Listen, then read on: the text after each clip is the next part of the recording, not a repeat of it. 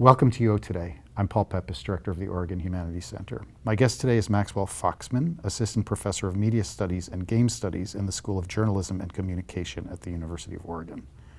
Professor Foxman's primary research focus is on how games and play interact with non-game contexts and media professions. His research engages several overlapping realms, including immersive media, game journalism, esports, and game production.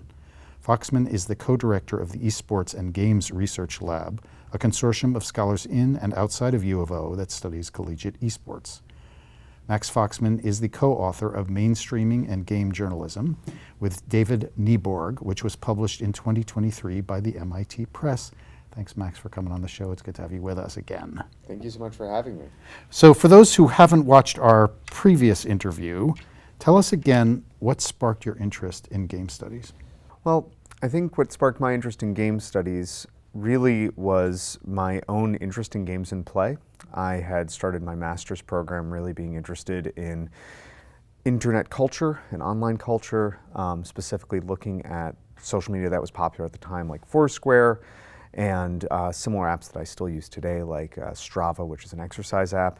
And I just noticed that so much of the activity that I was seeing online was playful. And so that led me down the path with some great guidance by quite a few advisors of diving into this world of video games and video game culture, and really looking at how video game culture has grown outside of homes and arcades and really into so many components of our everyday life.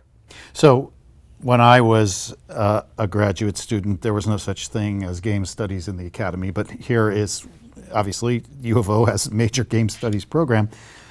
Why did game studies become an academic discipline? How do you account for that? Well, I think that there's been sort of two different reasons why game studies has become an academic discipline unto itself. I think really going back to the 1980s and 1990s, you did have people studying games in different departments, particularly within the humanities. You had people looking at narratives and other components, aesthetic components of games. And then on the other hand, in the social sciences, you had studies of why people were playing games, the effects of games. And I think there was increased recognition really starting at the turn of this century that those different areas needed to start coming together.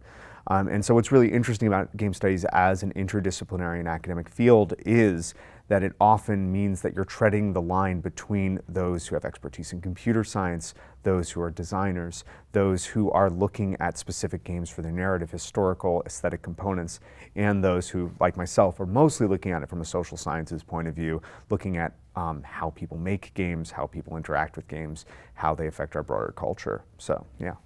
So why does it make sense for game studies to be a discipline in a school of journalism and communication? Well, I think you particularly see it in communication schools and media studies programs because of the true influence that you see games having on media and communications.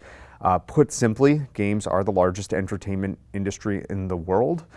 They outpace other major industries like cinema, like music, something like 8-1 in terms of overall sales. So if you just look at it in terms of the numbers, it's just something to be cognizant of. I think more importantly, you see that if you're talking about media and communications, games are now influencing other media in significant ways. Just look at The Last of Us or the recent Mario movie, and you can see that gaming intellectual property is now making its way into other forms of media, and other forms of media are influencing games. I'm teaching a course on game journalism this spring, and one of the things that we're looking at, among other things, is a game called 1979 Revolution Black Friday, which is a docu-game, and it's specifically taking documentary material and making a game to describe the Iranian Revolution. So you really have these kind of interesting symbiosis happening when it comes to media, communications, and games. Fascinating, fascinating.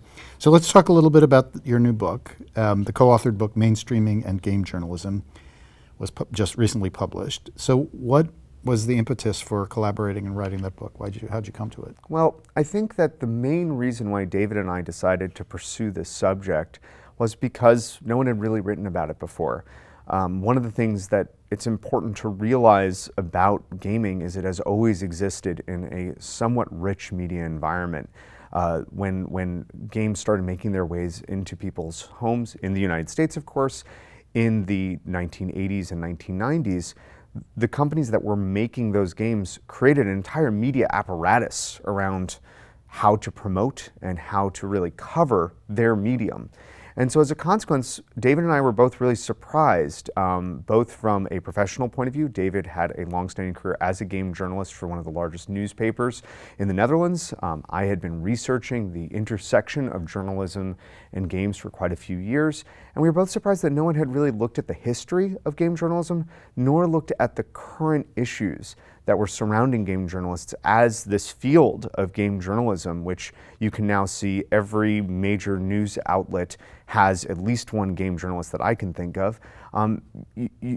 There was just not a ton of information about what they were going through, how they came to stories, what types of stories they were covering, etc. And so we wanted to take a critical eye to that history and then also address some of those concerns.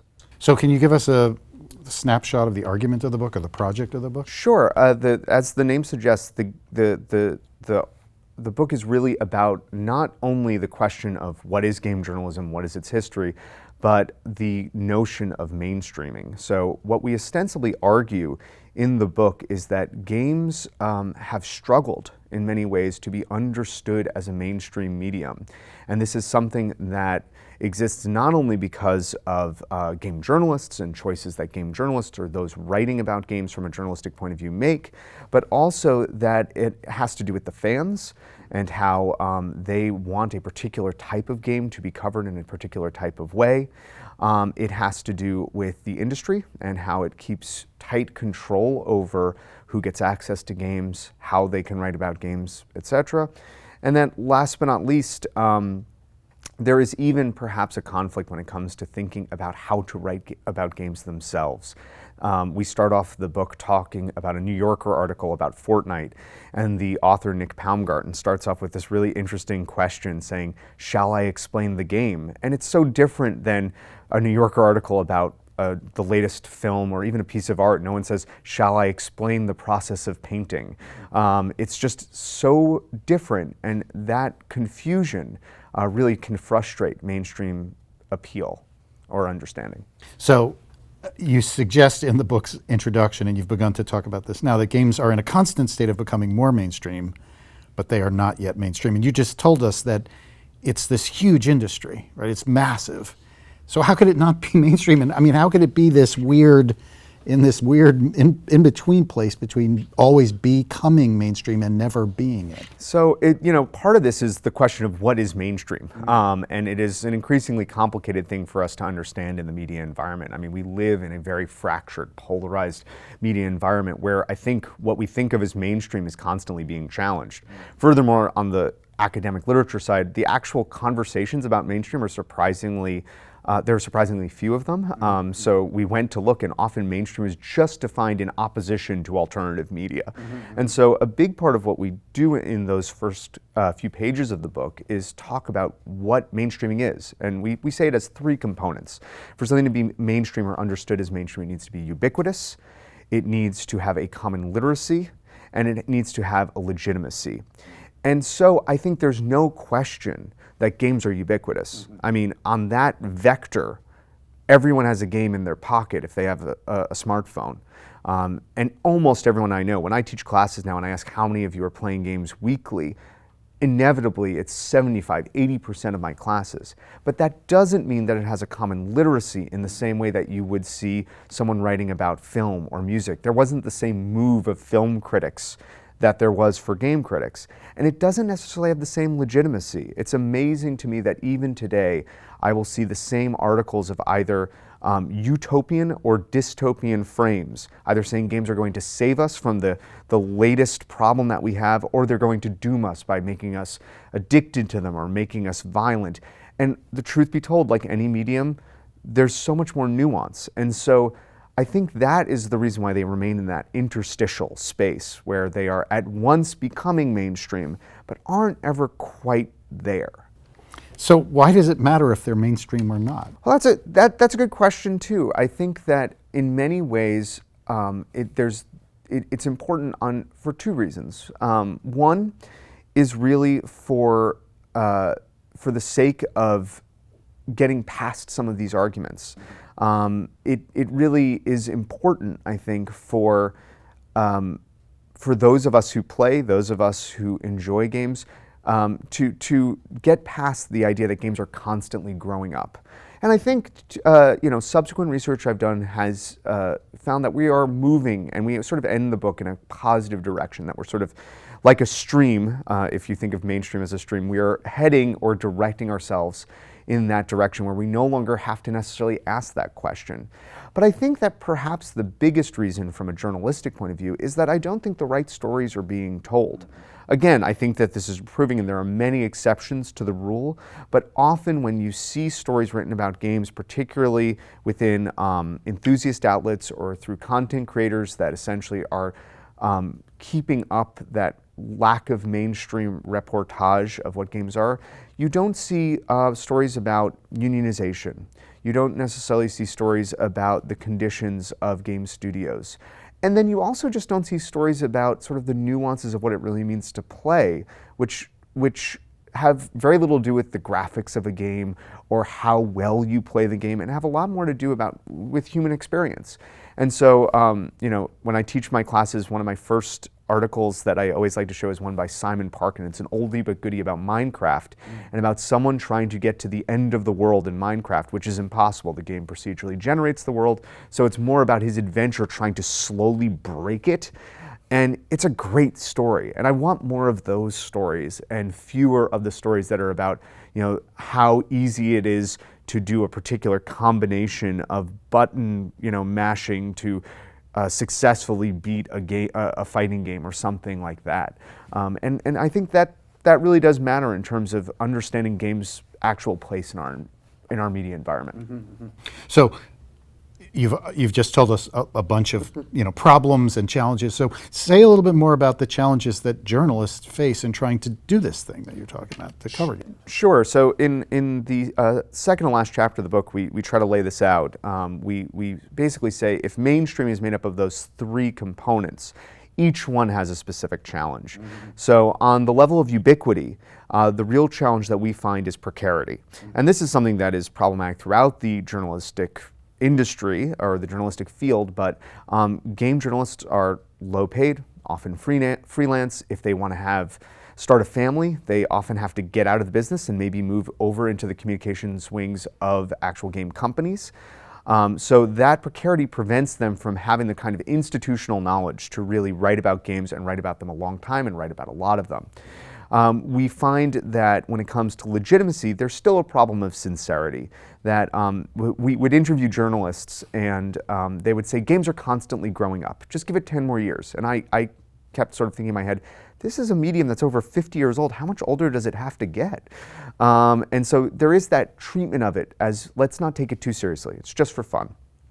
And then specialization, we argued, is the real challenge of legitimacy. In this context, specialization is really that language which has developed around game writing, which is very localized, very difficult to understand unless you play games, and often when writers try to stray from that, you can actually see fans rising up and critiquing them. So in that context, trying to write to a broader audience or a broader public can often create an us versus them mentality, where the game journalists have to decide, are we going to write for our major game audience who wants us to write about games in a certain way, or are we going to write for the broader audience, in which case we often have to simplify or we have to sort of assume that they don't understand what we're talking about. And that challenge of a more common literacy, I think, is something that will remain ongoing, in part because there are so many different types of games. It's my favorite game probably right now is the Wordle, the Wordle or Wordle. And you have to write about that really differently than if you're writing about Helldivers 2, which is the big AAA game of the moment. So I think that understanding how you get that common literacy is a real challenge. So you mentioned this phenomenon where if you're a game journalist and you want to write more mainstream about games, the fans will rise up. Yes. Yeah. So on what grounds? What is it about that strategy that they object to?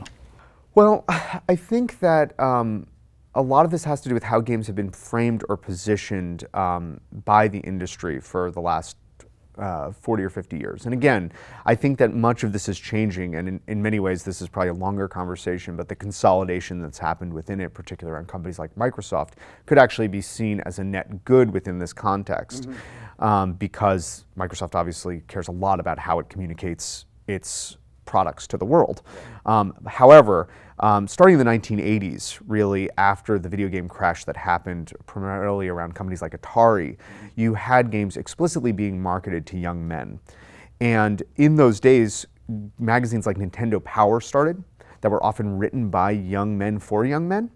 And they created a very specific language and way of thinking about games around, mostly based around guides and advice, literally telling you how to play the game. So that Baumgarten's question of, shall I explain the game? They were doing it.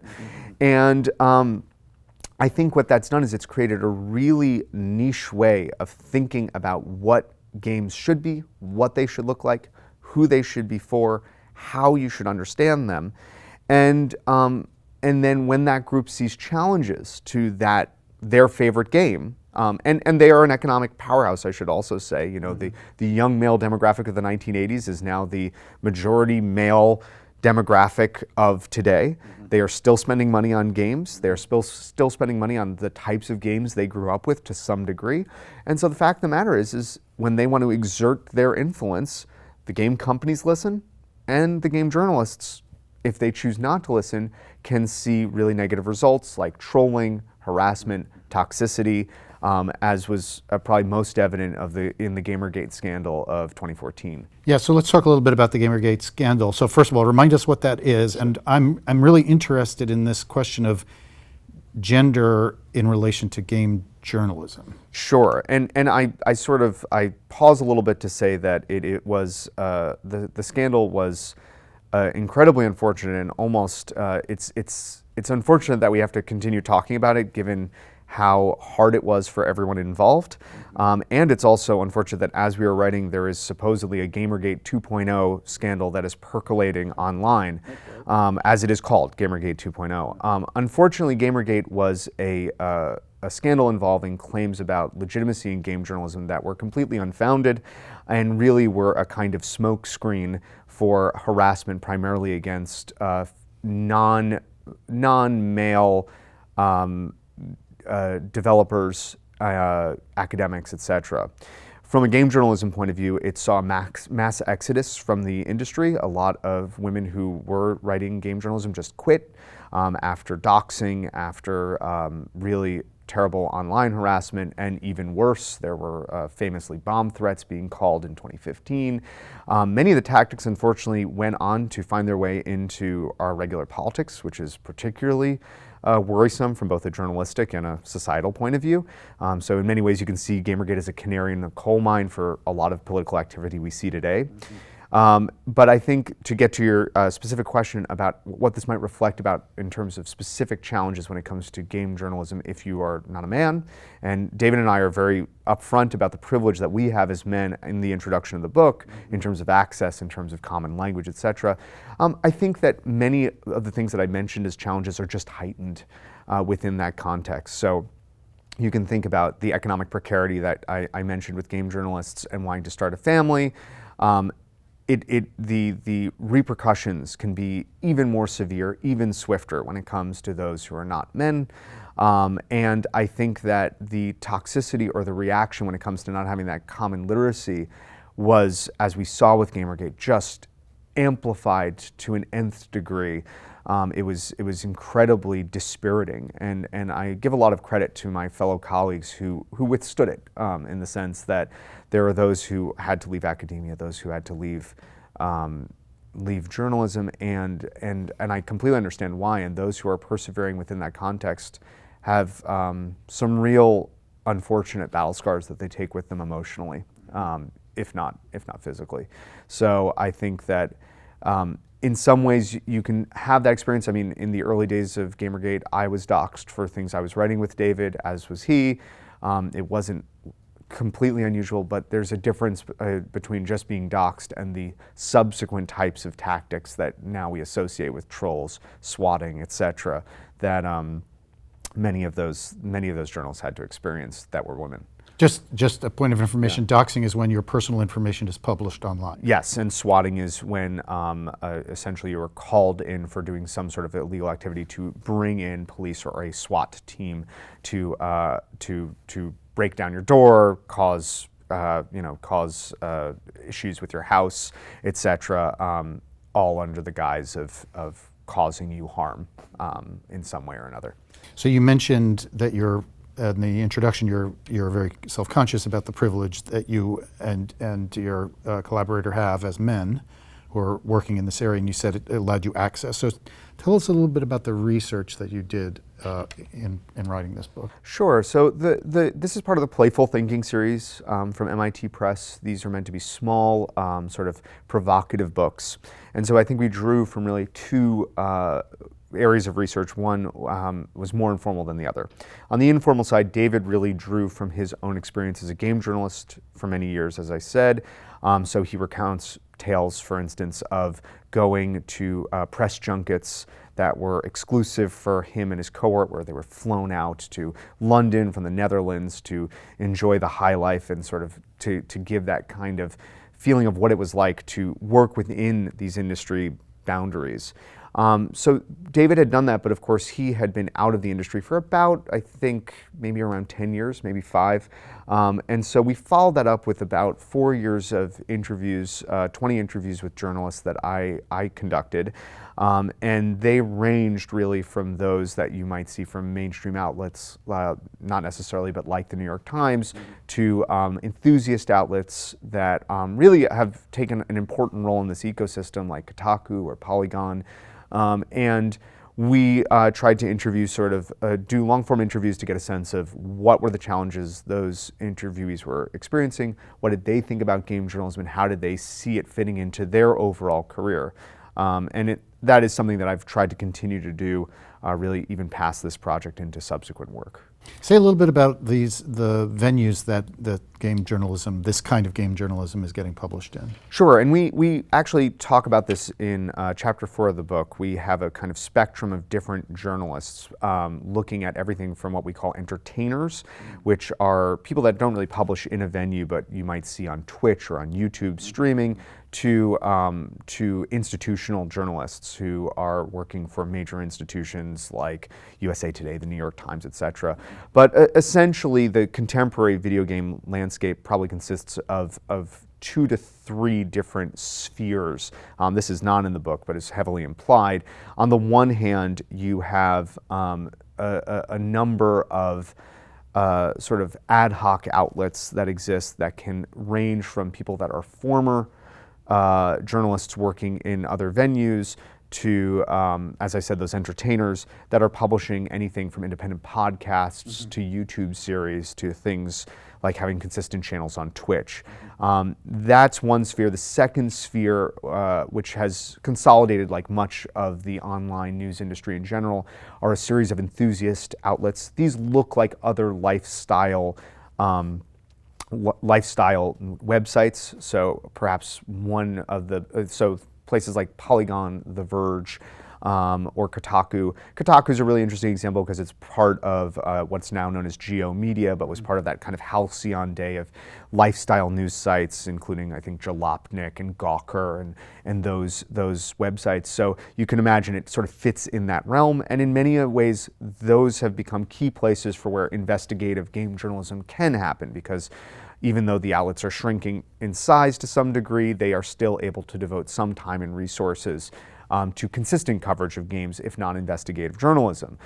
Then finally, you have institutional outlets like the New York Times, Washington Post, USA Today, etc., which often go up and down in terms of how many game journalists they employ. So most recently, you have the Washington Post's vertical on games was shuttered about 2 or 3 years ago, right as we were finishing up the proofs of the book, which was quite unfortunate because we were sort of pointing to it as an example of really heavy investment in games. But that is actually not unusual. news outlets, especially those institutional outlets, will realize the importance of games, will invest in some of those writers, and then may cut that staff significantly after a few years. And so that's something that I think is a constant struggle for those institutional outlets. So I'm going to shift gears. Sure. So can you give us an update on game studies at U of O? Sure. I mean, game studies is alive and well at UO. We have a game studies minor at the SOJC, which is starting in the fall of 2024. It will consist of a core game class that I just taught last winter called Intro to Studying Games. And then students will have the choice of taking 5 out of, as of now, I think it's about 8 or 9 courses, both currently in the School of Journalism and in the School of Design, and we're hoping to expand it beyond that to include even more courses from around campus. But I think that that's probably the biggest news, along with I have to give a lot of credit to our folks at the Price Science Library, who have opened up an amazing gaming space for anyone to play. And we obviously have our esports lounge in the EMU. It's really just something that you can see everywhere on campus.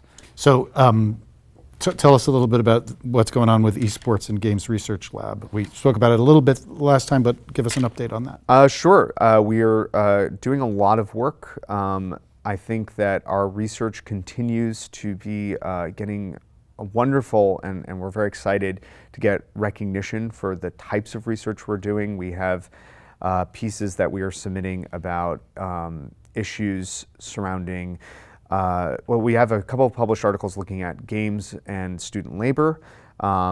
We have a few articles looking at how games were perceived during the COVID-19 crisis. Or how esports, or collegiate esports existed during the COVID-19 crisis. And now we're looking at issues like branding and fandom, specifically looking at how, if one is interested in a collegiate esports team, how that affects their relationship to the broader university. Does it give them more social capital?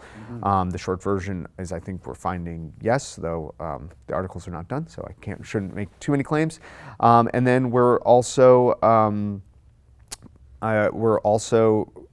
continuing to partner outside of the university. Some of our students have graduated and gone on to universities like the University of Alabama, so we're also extending our reach in ways that I'm very excited about. So I think, along with some grant applications in the future, we're going to sustain where we are and even work towards getting some public-facing material. I've been personally working on a census of all the collegiate esports programs in the country to get that basic information that people just haven't been able to get yet. What are students getting in terms of degrees? What are the jobs that they're getting? How big are these programs? How many people work at them? Just those basic facts and figures that any academic, but also anyone who works in the industry, probably wants to know, because right now it's unlike our ball and stick counterparts, there's a lot less structure around collegiate esports. Ball and stick counterparts, yes. Okay. So Max, you're a teacher too. You mentioned it early in the interview a little bit about the course you're teaching next term. Tell us a little bit more about that. Sure. So this term, as part of the Game Studies minor, we're piloting a course that is, I believe, the only version of it that I've ever seen, called Game Journalism and News Games. And this really gets at the heart of some of my research, a little bit of what was found in the book, asking that question, how do games and journalism really relate? And so the first half of the course is going to give students really just basic building blocks of what we talked about today, looking at the history of game journalism, how to write different types of game stories. And we're going to finish by actually talking about using games as sources. This is other work that I've done on virtual worlds, and looking at like how you can use games like Fortnite or platforms like Discord to just do interviews. The second half of the course, we flip it on its head and say, what can journalism learn from games? Wow. And so there, every student is going to make what is known as a news game. This is a game built around a news story of some sort. And for those that are perhaps intimidated by the idea of making a game, there's no previous experience necessary. We're going to use a program called Twine, which is a nice off-the-shelf, anyone can use it who's listening today, for making interactive stories and games. And so they're going to choose a topic, they're going to pilot it and make it by the end of the term. Fantastic, Max. It's always a pleasure to speak with you. Thanks so much for taking the time. Congratulations on the book, and congratulations on everything that you're doing here at the U of O for game studies. Thank you so much for having me. It's been a pleasure. Absolutely. I've been speaking with Maxwell Foxman, Assistant Professor of Media Studies and Game Studies in the School of Journalism and Communication at the University of Oregon. Thanks so much for watching.